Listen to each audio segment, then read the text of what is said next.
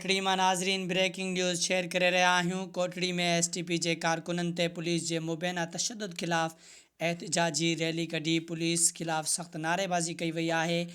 STP जे कारकुननि ते police जे मुबैना तशद्दुद खिलाफ़ एहतजाजी rally कढी। पुलिस खिलाफ़ सख्त नारेबाज़ी कई वई है।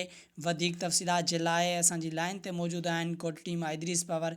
जी इदरीस, कहिड़ा तफ़सीलात आहिनि, असांखे आगाह कंदा? जी अव्हांखे ॿुधाईंदा हलूं त कोटड़ी में एसटीपी कारकुननि ते पुलिस जो मुबैना तशद्दुद करे केस दाख़िल करण ख़िलाफ़ एसटीपी पारां स्टेशन रोड कोटड़ी खां एहतिजाजी रैली कढी अल मदीना चौक ते धरणो हणी सख़्त नारेबाज़ी कई।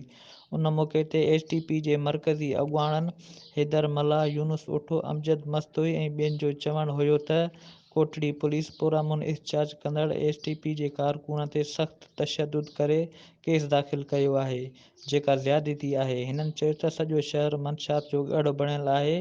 पुलिस मंशात खे बंदि नथी कराए ऐं एसटीपी कारकुननि ते तशद्दुद थी करे। हिननि मुतालबो कयो आहे त एसएचओ कोटड़ी खे फ़ौरन हटायो वञे, न त ॿी सूरत में सख़्त एहतजाज कयो वेंदो। जी।